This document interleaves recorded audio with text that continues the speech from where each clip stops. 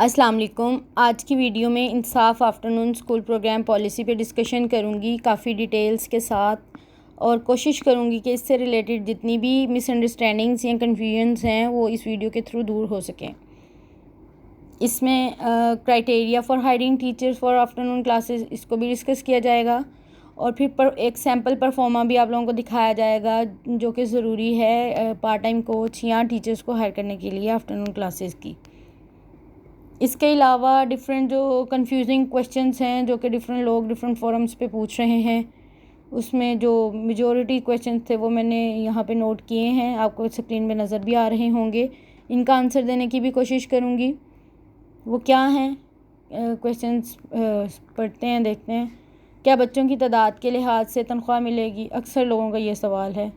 और कितनी टीचर्स रख सकते हैं? अगर गवर्नमेंट टीचर्स आफ्टरनून क्लासेस के लिए विलिंग नहीं हैं तो क्या करें? क्या प्राइवेट टीचर्स रख सकते हैं? कितनी एनरोलमेंट चाहिए आफ्टरनून क्लासेस की कामयाबी के लिए? प्राइवेट टीचर्स रखने का क्या तरीक़ाकार है और कौन हायर करेगा? इन सब सवालात के जवाब आज की वीडियो में आपको इंशाल्लाह मिलेंगे। इसके अलावा अगर कोई और भी सवाल है तो आप कमेंट करके पूछिएगा, इंशाल्लाह मैं ट्राई करूँगी कि उसका आंसर ज़रूर दूँ। तो इंसाफ आफ्टरनून स्कूल प्रोग्राम पॉलिसी क्या है, इस पर डिस्कशन कर लेते हैं। पहले government of the Punjab school education department ने पाकिस्तान का जो आइन है जिसमें कि मेंशन है कि 5 से 16 साल के बच्चों को free and compulsory education provide करना स्टेट की रिस्पॉन्सिबिलिटी है। तो इस जिम्मेदारी को निभाने के लिए गवर्नमेंट ने इंसाफ आफ्टरनून स्कूल प्रोग्राम का इनेकाद किया है, क्योंकि पाकिस्तान मरदमशुमारी के मुताबिक पाकिस्तान में बल्कि पंजाब में आउट ऑफ स्कूल चिल्ड्रन बहुत ज़्यादा थे, और उन स्टूडेंट्स की तादाद को देखते हुए जो गवर्नमेंट या प्राइवेट स्कूल्स थे वो काफ़ी नहीं थे कि इस गैप को कवर किया जाए। तो इसके लिए गवर्नमेंट ने इंसाफ आफ्टरनून स्कूल प्रोग्राम का इनेकाद किया, जिसमें कि पहले 2019 में पायलटिंग की 22 डिस्ट्रिक्ट्स की, और उनमें कुछ स्कूल सेलेक्ट किए। वो 22 डिस्ट्रिक्ट्स कौन से थे वो भी मैं आपको बताऊंगी, और किस क्राइटेरिया पे स्कूल सेलेक्ट किए गए वो भी डिस्कस कर लेते हैं जल्दी से। उसमें प्राइमरी स्कूल्स के लिए क्राइटेरिया ये था कि किसी एरिया में, अगर किसी यूनियन काउंसिल में 3 किलोमीटर के रेडियस में अगर कोई एलिमेंट्री स्कूल नहीं है तो वहाँ के प्राइमरी स्कूल को अपग्रेड कर दिया गया था एलिमेंट्री में बॉयज़ के लिए, और गर्ल्स के लिए 2 किलोमीटर के रेडियस में अगर कोई एलिमेंट्री स्कूल नहीं था तो वहाँ के प्राइमरी स्कूल को एलिमेंट्री में अपग्रेड कर दिया गया।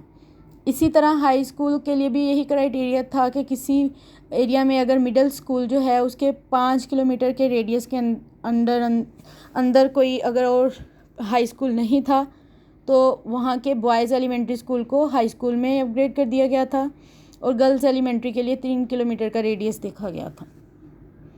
उसके लिए और किन चीज़ों को देखा गया? उसमें बेसिक फैसिलिटीज़ को भी देखा गया, जिसमें ड्रिंकिंग वाटर, टॉयलेट्स, इलेक्ट्रिसिटी और बाउंड्री वॉल शामिल हैं। इसके अलावा फर्नीचर की भी एक्सेस को देखा गया था, और इसके अलावा टीचिंग और नॉन टीचिंग स्टाफ को हायर करने के लिए ऑनरेरियम पे किया गया था। अगर तो उसी स्कूल का गवर्नमेंट टीचर विलिंग था आफ्टरनून में पढ़ाने के लिए तो उसको ऑनरेरियम दिया गया था, और अगर वो विलिंग नहीं था तो उसकी जगह प्राइवेट टीचर्स जो हैं उनको हायर किया गया था जिनकी क्वालिफ़िकेशन मिनिमम बैचलर या मास्टर्स थी। अब इसके अलावा पोस्ट कितनी थी वहाँ पे? मैक्सिमम 4 टीचर्स रख सकते थे, जिसमें कि एक हेड टीचर थी और 2 टीचर्स। चौथी टीचर जो है वो उसकी जो फिजिबिलिटी है या वहाँ की जो एनरोलमेंट है उसके अकॉर्डिंग हायर करना थी। हेड टीचर के लिए रिम्यूनरेशन जो फाइनल किया गया वो 18,000 पर मंथ था, और टीचर्स के लिए 15,000 पर मंथ। ये एलिमेंट्री स्कूल्स के लिए था, और हाई स्कूल के लिए थोड़ी रिम्यूनरेशन ज़्यादा थी, उसमें हेड टीचर के लिए 20,000 था और टीचर्स के लिए 18,000, जबकि जो क्लास 4 या 7 थे वो दोनों स्कूल्स के लिए 7,000 ही था, चाहे वो एलिमेंट्री था या हाई। और जो मैक्सिमम पोस्ट थी वो आपके सामने ये भी शो हो रहा होगा कि एनरोलमेंट कितनी रिक्वायर्ड थी, मिनिमम और मैक्सिमम, और इसमें हाई का अलग से बताया गया है और मिडल का अलग से बताया गया है। अब इसमें जो डिफरेंट फेजेस में ये प्रोग्राम स्टार्ट किया गया था डिफरेंट डिस्ट्रिक्ट्स में, वो डिस्ट्रिक्ट कौन से थे वो भी मैं आपके साथ डिस्कस कर लेती हूँ। लेकिन इस पॉलिसी में काफ़ी लूप होल्स थे जो कि करंट पॉलिसी में वो कवर किए गए हैं। इसमें अटक, भावलनगर, भावलपुर, भक्कर, चिन्योर, डीजी खान, हाफजाबाद, झंग, झेलम, कसूर, खुशाब, लिया, लोधरा, मियांवाली, मुजफ्फरगढ़, ननकाना साहिब, उकारा, पाकपतन, रहीमिया खान, शेखुपुरा, राजनपुर और विहाड़ी, ये डिस्ट्रिक्ट शामिल थे उन 22 डिस्ट्रिक्ट्स में जहाँ के ये प्रोजेक्ट पायलटिंग के तौर पर लॉन्च किया गया था। अब वहाँ उसकी कामयाबी के बाद अब ये इसको पूरे पंजाब में लॉन्च कर दिया गया है और उसका मैकेनिज़्म भी काफ़ी इम्प्रूव किया गया है। अब नई चीज़ें कैसे इम्प्रूव हुई हैं, क्या क्या चीज़ें चेंज हुई हैं, उस पर भी डिस्कशन कर लेते हैं। 24 जून 2021 को CEOs की कॉन्फ्रेंस हुई थी जिसमें कि इंसाफ आफ्टरनून पॉलिसी को अपग्रेड कर दिया गया। उसमें जो लूप होल्स थे उसको भी डिस्कस किया गया, उसकी सिग्निफिकेंस को भी डिस्कस किया गया और किन स्टेप्स में इस प्रोग्राम को लॉन्च किया जाएगा, वो सारी चीज़ें उसमें डिस्कस हुई। वो क्या थी, इसकी सिग्निफिकेंस क्या थी कि वहाँ पे लोकल टीचर्स की अवेलेबिलिटी को इंश्योर किया गया था, कॉस्ट इफ़ेक्टिव मॉडल बनाया, यानी पहले से मौजूद स्कूल्स की बिल्डिंग को यूज़ किया गया ताकि आउट ऑफ स्कूल चिल्ड्रन को स्कूल्स में लाने के लिए फर्दर बिल्डिंग्स ना बनाई जाएं। एक कॉस्ट इफ़ेक्टिव मॉडल था ये। एक्टिवेशन ऑफ स्कूल काउंसिल्स थी इसमें, use of existing buildings of school, no additional infrastructural cost, retention and increase in enrolment particularly for female students. अच्छा, इसकी पिछली पॉलिसी में जो लैब्स या लूप होल्स थे वो ये थे कि पहले जो स्कूल अपग्रेड किए गए थे पायलटिंग के लिए बेशक, वहाँ पे कोई प्रॉपर वर्किंग नहीं की गई थी, कोई फिजिबिलिटी रिपोर्ट्स जो हैं वो नहीं ली गई थी रिक्वायर्ड फील्ड ऑफिसर से, ना ही कोई बजट एलोकेट किया गया था। लेकिन और उसमें पहले जो आफ्टरनून स्कूल प्रोग्राम चल रहा था उसमें स्टाफ को ऑनरेरियम देते हुए भी काफ़ी मुश्किलात आई थी। अक्सर टीचर्स को 2-2, 3-3 महीने बाद सैलरीज मिली थी। तो अब इन सारे लूप होल्स को ख़त्म कर दिया गया है। होप सो नेक्स्ट ये जो अब करंट फेज़ चलेगी इसमें किसी भी टीचर को सैलरी रिलेटेड इशू नहीं आएगा। इसमें फिर डिस्ट्रिक्ट अथॉरिटी से रिकमेंडेशन भी नहीं ली गई थी, इफ़ेक्टिव मॉनिटरिंग मैकेनिज़्म भी डिज़ाइन नहीं किया गया था और स्कूल काउंसिल की पार्टिसिपेशन को भी ज़्यादा एक्टिव नहीं किया गया था। इसमें फिर डिफरेंट टर्म्स थे डिफरेंट डिस्ट्रिक्ट्स के लिए। जैसे बहावलपुर के लिए जो ये पॉलिसी लॉन्च की गई थी वहाँ पे बाईसाइकिल्स दी गई थी स्टूडेंट्स को, जबकि दूसरे डिस्ट्रिक्ट्स में ये नहीं दी गई। इसके अलावा और भी काफ़ी चीज़ें थी जो कि डिफरेंट डिस्ट्रिक्ट्स में डिफरेंट थी। और फिर ये totally managed by outsiders, government funding नहीं थी इसमें बिल्कुल भी, और maximum head and teachers were outsiders. Fee collection mechanism यहाँ पे बिल्कुल ठीक नहीं था। यूटिलिटी बिल्स के लिए ऑनर रिस्पॉन्सिबल था और मैक्सिमम कॉन्फ्लिक्ट्स आ रहे थे यूटिलिटी बिल्स के रिगार्डिंग कि वो मॉर्निंग स्टाफ पे करेगा या इवनिंग। तो इन सारे लूप होल्स को अब की पॉलिसी में ख़त्म किया गया है। अब मैकेनिज़्म जो इसके लिए बनाया गया था उसमें डिस्ट्रिक्ट अथॉरिटीज़ को इन्वॉल्व किया गया था, बल्कि फ़ील्ड ऑफिसर्स को इसमें इन्वॉल्व किया गया। कि पहले जो ऑटोमेटिकली इसमें यूँ हुआ था कि SIS से स्कूल सेलेक्ट हुए थे जिनमें कि फ़ैसिलिटीज़ पूरी थी। पहली पॉलिसी में क्लासरूम्स को भी देखा गया था कि 2 क्लासरूम अगर किसी भी प्राइमरी स्कूल में थे तो उसको एलिमेंट्री में अपग्रेड कर दिया गया था। अब 3 क्लासरूम्स या 3 से ज़्यादा को देखा गया था।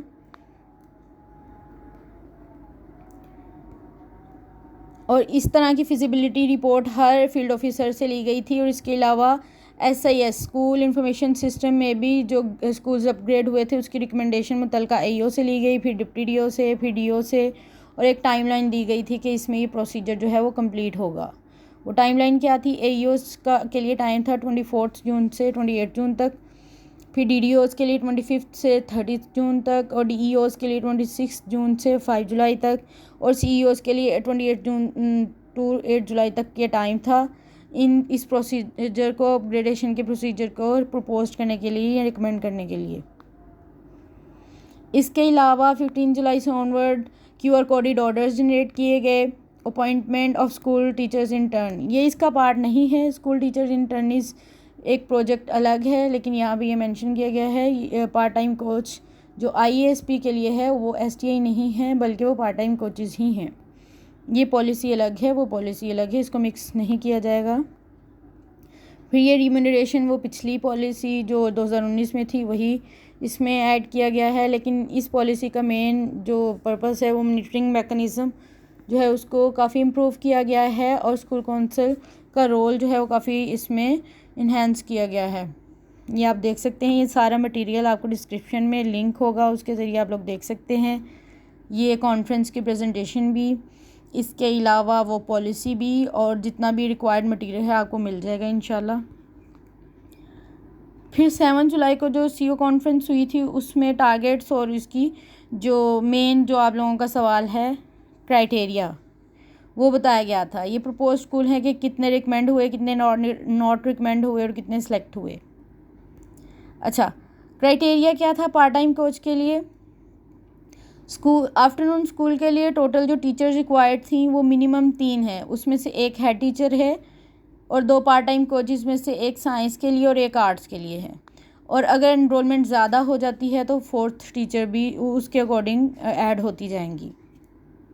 अब एडमिशन टारगेट जो हैं, जो कि ज़्यादातर टीचर्स को कन्फ्यूजन है कि कितने, पहले पॉलिसी में ये था कि बच्चों की प्रोपोर्शन के अकॉर्डिंग सैलरीज थी कि अगर 80% या उससे ज़्यादा अटेंडेंस या स्टूडेंट रिटेन रहते थे स्कूल में या एनरोलमेंट होती थी तो सैलरीज पूरी मिली थी, अदरवाइज़ प्रोपोर्शन पे मिली थी कि जितने बच्चे उसके अकॉर्डिंग सैलरी। जबकि इस दफ़ा ऐसा नहीं होगा। एटलीस्ट 25 स्टूडेंट्स चाहिए इसकी फंक्शनिंग के लिए। Admission will start in 6th, 7th and 8th classes soon after gradation notification. और 6 में एटलीस्ट 20 स्टूडेंट्स जो हैं वो मिनिमम एनरोल होने चाहिए। 7th क्लास के लिए 15 हैं और 8th क्लास के लिए 15 हैं। तो टोटल इसकी फंक्शनैलिटी के लिए 50 स्टूडेंट्स का होना लाजमी है। और सैलरीज टीचर्स की सैलरीज 100% देने के लिए 25 स्टूडेंट्स एटलीस्ट चाहिए। अब प्रोपोर्शन पे सैलरी नहीं मिलेगी बल्कि एक क्राइटेरिया सेट कर दिया गया है कि एटलीस्ट 25 स्टूडेंट्स टोटल होने चाहिए, जिसमें कि 6, 7 और 8 क्लासेस के लिए अलग अलग टारगेट दे दिया गया है। 6 के लिए टारगेट जो है वो 20 स्टूडेंट्स है, 7th के लिए 15 और 8 के लिए भी 15। ये एलिमेंट्री स्कूल के लिए है जो प्राइमरी से एलिमेंट्री में अपग्रेड हुए हैं। फिर टीचर्स कौन से होंगे? सबसे फर्स्ट प्रायोरिटी जो है वो गवर्नमेंट टीचर्स को दी जाएगी। जो मॉर्निंग स्टाफ है उनको, अगर वो विलिंग नहीं है और वो लिख के एफिडेविट दे देता है या बयान हल्फी दे देते हैं कि हम विलिंग नहीं है आफ्टरनून में पढ़ाने के लिए, तो फिर बाहर से टीचर्स हायर की जाएंगी। बल्कि पहले मॉर्निंग स्टाफ में अगर हेड टीचर या टीचर्स विलिंग नहीं हैं तो फिर साथ के किसी करीब के गवर्नमेंट स्कूल्स की टीचर्स को इनवाइट किया जाएगा। अगर वो भी विलिंगनेस शो नहीं करती तो फिर प्राइवेट टीचर्स को कम्युनिटी से हायर किया जाएगा। लेकिन इसमें फ़र्स्ट प्रायोरिटी गवर्नमेंट टीचर्स को है, चाहे वो किसी भी करीबी स्कूल के हों। पार्ट टाइम कोचेस के लिए क्या क्राइटेरिया है कि उनका मिनिमम मास्टर्स होना लाजमी है। और इसके लिए साइंस के लिए एक होगी और एक आर्ट्स के लिए होगी। और आर्ट्स वाले सब्जेक्ट्स की टीचर आर्ट्स के लिए अप्लाई कर सकेगी और साइंस वाले सब्जेक्ट्स के लिए साइंस के सब्जेक्ट की टीचर अप्लाई कर सकेगी। इसके लिए नोटिफिकेशन ये आपको शो हो रहा होगा आपके सामने। और फिर उसमें क्या है, जो मैंने कहा था स्टार्टिंग में कि आपको परफॉर्मा भी दिखा दूंगी कि किस तरह का एग्रीमेंट लेटर है जो कि पार्ट टाइम कोच हायर करने के लिए ज़रूरी है आफ्टरनून स्कूल के लिए, वो ये आपको स्क्रीन के सामने नज़र आ रहा होगा, जिसमें कि बायोडाटा है उस टीचर का, उसकी रेजिडेंशियल इंफॉर्मेशन है और इसके बाद ये जो एक उसके लिए चेक पॉइंट्स हैं कि वो क्या क्या काम करेगी। और इनको हायर कौन करेगा? पार्ट टाइम कोचेज़ को as usual school council hire करेगी with the help of AEO and head teacher. और उसमें क्राइटेरिया मैंने ऑलरेडी आपके साथ डिस्कस कर लिया है। इसमें यूँ भी हो सकता है कि एसटीआई के मेरिट में जो सेकंड या थर्ड आ रही हैं जो सिलेक्ट नहीं हुई उनको आफ्टरनून में रखा जा सकता है उस स्कूल के लिए जहाँ के मॉर्निंग के लिए ऑलरेडी एसटीआई के लिए एप्लीकेशंस या एप्लीकेंट्स आए थे। ये इसको अलग से करने की ज़रूरत भी नहीं पड़ेगी। स्कूल काउंसिल कार्रवाई इसमें लिखी जाएगी जिसमें कि तमाम स्कूल काउंसिल मेंबर्स अपनी मुत्तफ़िक़ा राय देंगे और साइन करेंगे लेटर ऑफ एग्रीमेंट पे और इसके बाद इसको हायर किया जाएगा। मैं एक दफ़ा फिर बता दूं कि बच्चों की तादाद के लिहाज से इस दफ़ा तनख्वाह नहीं मिलेगी। मिनिमम मैंने एक क्राइटेरिया आपको बता दिया है कितना है। और इसमें मिनिमम 3 टीचर्स हैं, जिसमें एक हेड टीचर है और 2 टीचर्स हैं। इसमें एक साइंस की टीचर है और एक आर्ट्स की टीचर है। हाँ, अगर बच्चों की तादाद ज़्यादा हो सकती है तो उस बढ़ती हुई तादाद के अकॉर्डिंग और टीचर्स भी रखी जा सकती हैं। अगर गवर्नमेंट टीचर्स विलिंग नहीं है तो वो एफिडेविट लिख के दे देंगी और उसी को देखते हुए उसको स्कूल रिकॉर्ड में रखा जाएगा और इसी को देखते हुए फिर फर्दर टीचर्स हायर की जाएंगी। अगर प्राइवेट टीचर्स रखनी है तो स्कूल काउंसिल को इन्वॉल्व करना पड़ेगा, उसकी एक कार्रवाई होती है वो लिखनी पड़ेगी, सबकी रजामंदी लेनी पड़ेगी और उस बेस पे टीचर्स रखी जाएगी। 25 स्टूडेंट्स की एनरोलमेंट मिनिमम चाहिए आफ्टरनून क्लासेस की कामयाबी के लिए। प्राइवेट टीचर्स रखने का तरीक़ाकार मैंने पहले ही बता दिया है। इसके अलावा अगर कोई आपका फर्दर कोई सवाल है तो आप लोग कमेंट्स में लाजमी पूछ सकते हैं और ये सारा का सारा मटेरियल आपको डिस्क्रिप्शन में दिए गए लिंक से लाजमी मिल जाएगा। आप लोग ये सारा मटेरियल वहाँ से डाउनलोड कर सकते हैं। बहुत शुक्रिया वीडियो देखने का। अल्लाह हाफिज़।